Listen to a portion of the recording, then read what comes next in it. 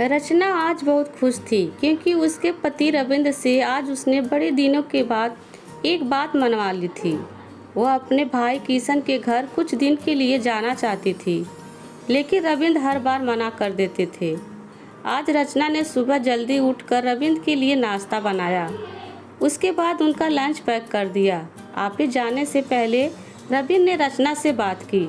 रचना, एक बार फिर से सोच लो, क्या वहाँ जाकर रहना सही रहेगा? आप भी पुरानी बातें लेकर बैठ गए। उसके लिए भैया ने माफ़ी मांग ली थी। अब ये इतने प्यार से बुला रहे हैं तो हमें भी सब कुछ भूलकर आगे बढ़ना चाहिए।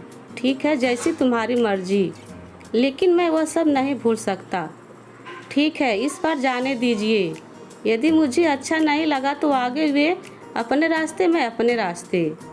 रविंद्र ऑफिस के लिए निकल जाते हैं। रचना अपने कपड़े पैक करके टैक्सी का इंतजार करने लगती है। रचना अपने भाई किशन के घर पहुंच जाती है।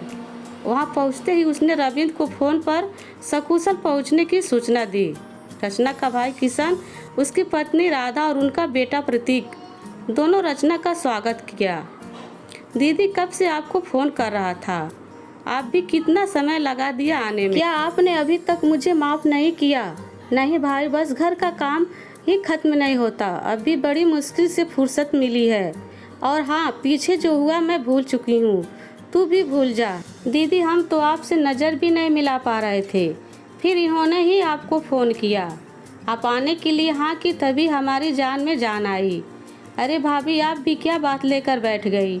आप तो बस एक कप गर्मा गर्म चाय पिला दो। राधा चाय बनाने चली जाती है। बुआ जी, आप कितने दिन तक रहेंगी? चुप बदमाश, यह मेरी बहन का घर है, जब तक मन करेगा रहेगी। चल भाग यहाँ से। अरे बच्चे को क्यों डांट रहा है? बेटा, मैं एक सप्ताह तेरे साथ हूँ, तू मुझे अपना कमरा नहीं दिखाएगा? रचना प्रतीक को लेकर उसके कमरे में चली जाती है। कुछ देर बाद राधा चाय बनाकर लाती है।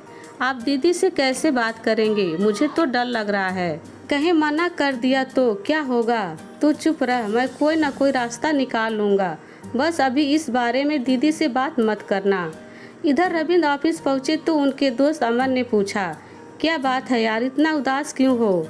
यार क्या बताऊँ, रचना अपने भाई के घर गई है। मुझे तो पता है यह वही भाई है जो अपने शादी में दहेज में कार मांग रहा था। मैंने इसे समझाया तो इसने कहा मेरी हैसियत और तुम्हारी हैसियत में कितना फ़र्क है। यह कार मेरी हैसियत के आगे कुछ भी नहीं है। तुम मुझे मत समझाओ, वे तो पिताजी ने तुम्हें पसंद कर लिया, वरना तुम्हें कहीं ज़्यादा पैसे वाले लड़का मैं अपनी बहन के लिए देखता। सभी मेहमानों के सामने उसने मेरी बेइज्जती की। मैं और रचना उसी समय शादी में से वापस आ गए। आज 3 साल बाद वह कई दिन से रचना को फ़ोन कर माफ़ी मांग रहा था। रचना ने उसे माफ़ भी कर दिया। कोई बात नहीं, तू चिंता मत कर, शायद उसे अपनी गलती का एहसास हो गया होगा। नहीं, यह ज़रूरी नहीं उसकी कोई चाल होगी। बिना मतलब वो किसी से बात भी नहीं करता।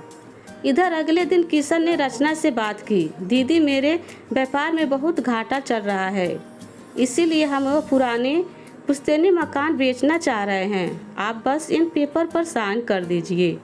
लेकिन वहाँ तो माँ रहती है। वह माँ तो वृद्धाश्रम चली गई।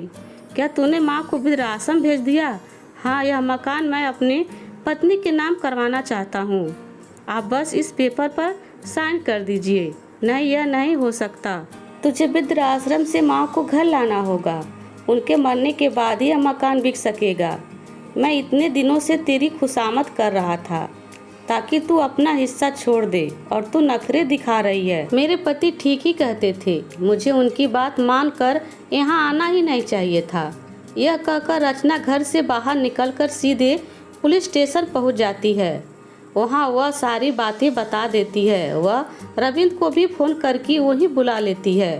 पुलिस किशन को पकड़ लेती है। देखा अपनी बदमाशी का नतीजा, अब तू यहीं रहेगा और तेरे कर्मों की सजा तेरे बच्चे को भी मिलेगी। रचना, इसे माफ़ कर केस वापस ले लो। रविंद्र के बहुत समझाने पर वह मान जाती है। जीजा जी, मुझे माफ़ कर दीजिए, मैंने आपका बहुत अपमान किया है। ठीक है, लेकिन पहले अपनी माँ को वृद्धाश्रम से लाकर अपने साथ रखो। इसके बाद सभी जाकर माँ को ले आते हैं और खुशी खुशी रहने लगते हैं।